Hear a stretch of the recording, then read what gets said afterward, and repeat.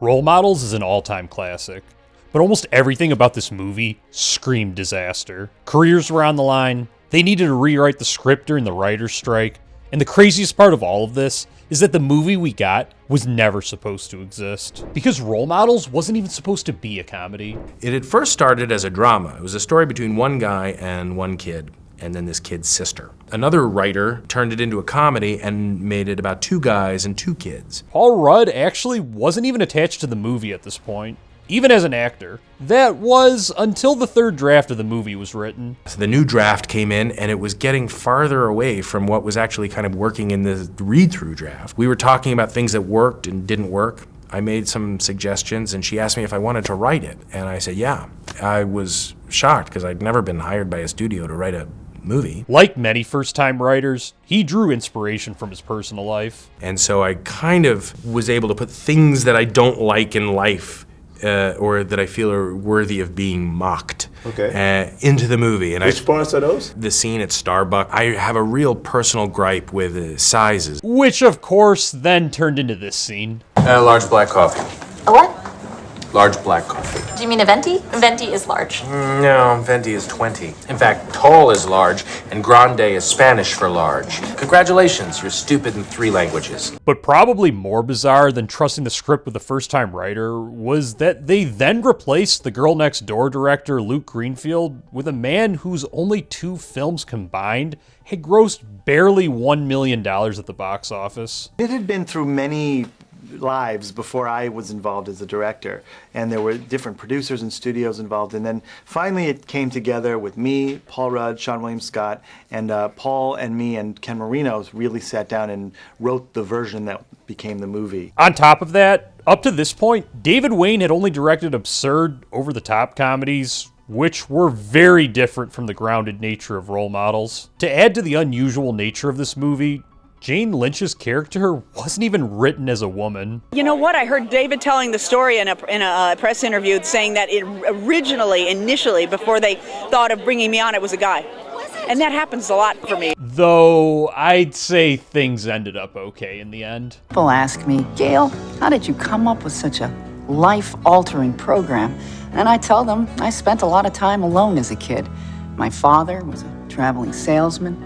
My mother, out of necessity, was a whore. They'll probably double our sentence for not showing up to the hearing this afternoon. Well, listen, I got a long-standing relationship with this judge, and I don't want to get too graphic, but I used to suck his dick for drugs.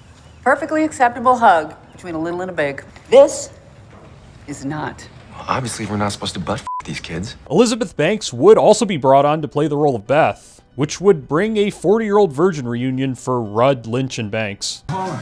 Yeah. I gotta tell you something, I'm really excited about it. If you don't take this Michael McDonald DVD that you've been playing for 2 years straight off, I'm going to kill everyone in the store and put a bullet in my brain. Then there was Seann William Scott, who this movie was oddly personal for. I was a big brother once, actually. Yep, I was like, it was this summer before my senior year in high school, and there was this great kid. I was kind of trying to get dates from it, because I thought that girls were gonna be like, oh, that's so sweet, he's doing a Big Brother program, you know? And I never got a date, but I ended up coming away with a cool friend who's probably like some awesome kid right now. And if she doesn't come back, I go for that friend of hers in the sweater. I know, she's a few pounds overweight, but it's the bigger ones that do way more stuff. Wanted to talk, you took a 10-year-old to a party and left him so you could go get a blowjob. Hey. It wasn't a blowjob, we f***ed. Please. Thanks for everything. Guess what I did last night? Christopher Mintz-Plasse had cemented his place in cinema history just 1 year prior with Superbad. Oh, they let you pick any name you want when you get down there. And you landed on McLovin. Yeah, I was between that and Muhammad. But that had been literally his only acting credit to date. As in, he hadn't done any other feature films, TV shows, short films, or even commercials. This led to questions as to whether or not he could even pull this role off. The great thing about Chris is we all saw Superbad, and it's just like, oh my God, that kid is unbelievable. So when we met him, I realized, no, he's an actor. Which, he did more than fine. So, do you like Coca-Cola? I like the idea of it more than I actually like it. Speaking of a legend of another big hit, we had Ken Jeong, aka Leslie Chow. It's funny because he's fat. Who plays the king. Except Role Models was before he was a star, and he put forth an insane level of commitment. I did a lot of research for that role. I don't know anything about LARPing or live-action role-playing. I went to a few events in Malibu and just studied it. I would start improvising in LARP speak. And who could forget Bobb'E J Thompson, aka Ronnie, who really held his own in the film. Hey, pick us up in 2 hours. You miss Daisy? Never stare at the boobies, kid. You don't think I've noticed the 34 C's in the camouflage tank top setting up the tent directly to the left of us? Or the ridge itself? Round mounds of grass shaped like boobies. And he particularly blew David Wayne away with his audition. He's actually an established comedian. He's been in a bunch of other things. You know, when I saw his audition, I was like, Jesus, who could ever be like that? He was improvising and all over the place and like a ball of energy. And so I figured, I can't imagine anyone else doing this role. A rocky start, no doubt. But Role Models smoothed it all out with elite casting choices. Let me give you a little motto I live my life by. You gotta hit it and quit it. No ties. Bang, bang, bang the drum. What? That's not a motto. That's just you saying a bunch of things. However, it was put up or shut up time going into production. There was infinite potential for things to go horribly wrong. You had a first-time writer in Rudd, Wayne's first big movie, Christopher Mintz-Plasse's second movie ever, and the biggest movie that most of the cast had ever been part of. But on the directing side, things ran surprisingly smooth. You know, I had done my first 2 movies and my TV stuff I've done is very obscure, small budget, independent, not widely seen. And this was definitely more of a mainstream big studio movie. And so a lot of my fears didn't come true. I was left alone more than I thought I would be. The actual shooting part is very similar to what I've done in the past. You still have to just figure out where to put the camera and how to tell the story and where the comedy is. The lack of micromanagement is a big reason why this movie turned out as well as it did. It's a lesson studios should learn from in modern times. This same level of ease could not be said for the actual script, though. Given his inexperience, Paul Rudd said a lot of the jokes he wrote often didn't land how he had hoped. Sometimes it just feels funny. Sometimes it feels like, oh, this feels like this sounds like or seems like it's a good joke. This seems funny, and then sometimes you go and shoot it, and you find out it's not. That happened. Which called for a ton of rewriting on set. Except there was a massive problem. Filming took place during the writer's strike, meaning nobody in the WGA could help with the rewrite, which meant that the actors would often improvise their dialogue until they got it right, and director David Wayne was constantly feeding them new lines on the spot. Coming up with new pages and rewriting stuff like right before the scene, and as the cameras were rolling, oh, throw that in and say that. You're excited to graduate, get into the, be done with school, get in the real world. Guess what? Hey, you guys excited to graduate? Obviously, there's going to be a ton of mishaps. Oh, God, I think we got off on the wrong foot. Let's try this again. Martin Gary. This coming from a guy whose sole purpose in life is to walk down Venice Beach trying to pick up girls with like free Jaeger shot signs. That's hilarious. This coming from a guy who's trying, f*** you. Hey. Wheeler ever molest you? No, I'm saying. He tried to when I first met him. Okay. God, you say too much for a young person. Thankfully, amidst the chaos, they at least had a ton of fun. So much so that Paul Rudd even admitted to having an accident on set. I'm sure Paul has told you when he peed his pants. I peed my pants. One of the actors, Joe Latrulio, made him laugh so hard that he pissed his pants. He went on about a 5-minute monologue of nothing, just saying blah, blah, blah. And then he hit a point, and it was clear to me that he didn't know what he was going to say. And he just went, rub-a-dub. And I immediately started crying. I didn't even laugh. Hours and hours to shoot this one little exchange that should have taken about 30 seconds. On top of this, casting an 11-year-old kid to play one of the leads definitely came with its own set of unique challenges. And we had him saying some really awful stuff. It's really quite shocking really watching this sort of 10-year-old kid coming out with things that I wouldn't want anyone to say. Exactly. We'd write it, laugh, and then say, oh yeah, now we have to get it cleared by his family. Yeah. And he was also just bouncing off the walls. And action, and then he would just be asleep. Given all the foul language on Bobby's end, he even admitted to having difficulties adjusting back to being a kid after they were done filming. I wouldn't say I wasn't familiar with the words, but I hadn't really repeated them as much as I did in the movie. And was it easy to get it out of your own vocabulary? It wasn't easy, but I was able to do it. Because I had to go back to school. And it wasn't just the language. you also can't hit people at school. Fuck you, Anson. Never gets old. Wait. Oh, it really hurts. Yeah, well, he was like, we were doing take after take, so let's just really go for it this time, which was a big mistake, because he's like, got so excited, and I have to say, I did everything I could to not cry in front of a little 10-year-old.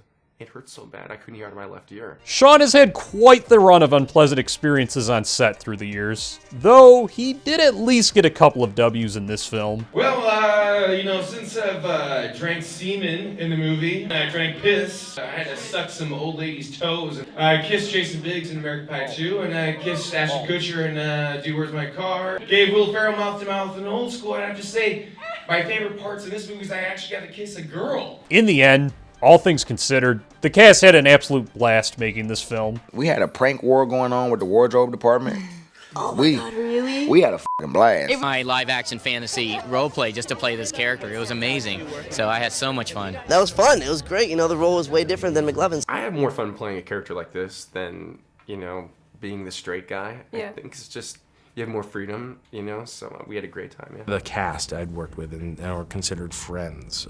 And there was just that kind of satisfaction when you look back and think, my God, I'm actually making a movie with really good friends. But it was time for the moment of truth.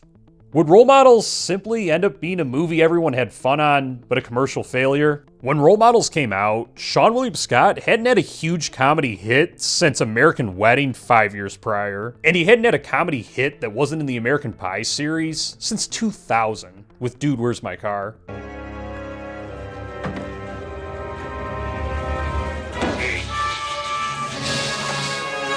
Hey, leave him alone. He doesn't know anything. He hoped for Role Models to be his redemption from Mr. Woodcock the previous year. You were with Billy Bob Thornton. This time you're Sorry with about that, dude. Paul Rudd. Yeah, I love Billy Bob. It's Sorry Woodcock about was that. so bad. You're like, I'm sorry, I was man. with Billy Bob. I don't even think if you get wasted and watch that movie that you'll enjoy it. Paul Rudd wasn't even a movie star at this point. At least not an A-lister. He'd been in a few big comedies like Anchorman, Knocked Up, and The 40-Year-Old Virgin. Bag of sand. But those were in supporting roles, and this was his big opportunity to prove he could be a leading man. I could do this job forever. If I had to do this job forever, I'd put a bullet in my head. She's banging her boss, I guarantee it. Really, she's gonna be banging Patricia Feingold. Then, as previously mentioned, David Wayne had only directed Wet Hot American Summer and The 10 up to this point. If the movie flopped, he was almost guaranteed to never be able to direct a big studio movie ever again. It's a nice change for you, right? Ah, yes. The red carpet was not as long on the other two. It was time to put all this to the test, and the anxiousness was real. So I'm very excited. Yeah, it's kind of like I'm on a wave right now that I'm just riding that you don't get to experience often. So hopefully it makes money, and if it doesn't, who cares? I'm still part of a movie that people seem to like. Audience reactions opening weekend were incredibly promising. It was surprisingly touching. It was 360 funny. 8. I give it a 12. I'll give it a 7. I would say an 8. Like a 7. Then came the critics' reviews, which were overwhelmingly positive, garnering 77% on Rotten Tomatoes, which is quite shocking for a movie like this. Hell, even a curmudgeon like Roger Ebert couldn't deny the brilliance of this film, giving it 3 out of 4, saying, Role Models is the kind of comedy you don't see every day. A comedy that is funny.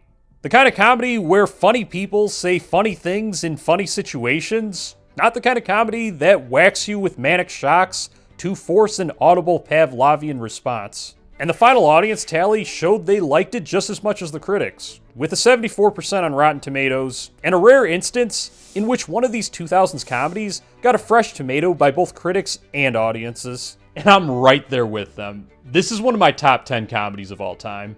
Hey. Takes a village. I'm sort of into politics. No, I'm sort of engaged. I sort of have a boner. Hey, nice cow outfit, homo. Where can I pick one of those up? The gay zoo? And he got this one out of your mom's closet. She let me keep it after I f***ed her. I just spent the afternoon in Middle Earth with Gleek Glop and the Floopty-Doos, all right? Give me a fucking break. Are you scared the lifestyle you chose could lead to dying sad and alone? What? No. What about STDs, herpes, gonorrhea? At the very least, crabs. What the hell? I don't have crabs. Its poster even made it to my wall. Something I appreciate so much about this movie is that beyond the all-star cast and constant laughs, It finds several heartfelt moments and really makes you care about the characters. Apparently enough people feel the same way because it ended up making a small profit in theaters and only added to it with a stellar DVD run, and so it paid off massive dividends. For one, it transformed Paul into an A-lister. He immediately got lead roles in I Love You Man, Dinner for Schmucks, How Do You Know, Our Idiot Brother, Wanderlust, and another one of my top 10 comedies of all time, This Is 40. I think she's wearing underwear. What? It's all dark up there. Why are you looking? Well, I didn't mean to look. It was like I said, hey, whoa. There it was. Well, maybe she's wearing dark underwear. Yeah. Maybe she has underwear that has a picture of a vagina painted. In fact, if you insult my wife again, you know what I'm gonna do? I'm gonna show up at your house when you're sleeping, and I'll take your iPad or your iPod or your iMac and I'll... That momentum, of course, never slowed. He's headlined huge blockbusters like Ant-Man and Ghostbusters, and I'm glad that he's starting to do comedies again, like last year's Anaconda and the upcoming film, The Statement. Thanks to the success, David Wayne was trusted with Wanderlust a few years later, the Wet Hot American Summer TV show, and 3 additional movies, including Gail Daughtry and the Celebrity Sex Pass, which comes to theaters in a couple of weeks, depending on when you watch this video. Seann William Scott would reprise his role as the stiff man in American Reunion. What have you cocksmokers been up to? Well, we just got engaged. Yeah. What? That's so fucking gay. Yeah, Stifler, we are gay. Us, our generation, we were more mature. Hey guys, check it out. Vagina shark. Take that back. Along with some notable indie comedies in Balls Out, Gary the Tennis Coach, and the Goon movies. It proved Christopher Mintz-Plasse was more than McLovin and landed him roles in several hits, including Kick-Ass, How to Train Your Dragon, and Neighbors, among countless others. But by far the most surprising of the bunch was Bobb'E Thompson. He was an icon in culture just for his acting in the trailer alone. Yet his career never took off from here. He got small parts in The Land of the Lost and Cloudy with a Chance of Meatballs following Role Model's success. But that was it in terms of big studio movies. He's since focused on rapping, but he still does a decent amount of acting, though mainly in low-budget indies. And speaking of low-budget indies, you can actually catch my directorial debut now for free on Tubi. You ready to go all the way? The f you just say to me? You trying to f me or something, bro? Oh, no, go all the way like the school year, like the football season, yeah? I don't even play f***ing football, bro. I run track. Hey, you over here trying to f me, y'all. Hey, no, I'm not. You're trying to f me. I'm not. You weird bitch. Despite all of this, and nearly 2 decades passing, the cast remains friends, which I find to be super cool. Still tight with Chris and Paul? Yeah, Chris, Paul, Seann, and my guys, man. Obviously, got lives and kids, and when we do come across each other, it's nothing but love, for sure. Role Models was one of the last great comedies of the golden era. We've never seen anything quite like the 2000s. Okay, I've got a really good horror story. In countries all over the world, many of them just like you, are abducted and sold into the world of underground sex trafficking. You know, Augie, maybe you should think about losing the cape. People tend to avoid people in capes. The get out of jail free card. Is that based on something that exists, or that's real? It's real in the game of Monopoly. Yeah, it's based on true events. But did you know the success of many of your favorites from this era were a complete accident, including one of the biggest comedy blockbusters of all time being viewed as too big of a risk? And the only reason it was made was because the director offered to work for free. That isn't even the most outrageous story of this era, and I take you on this wild journey here.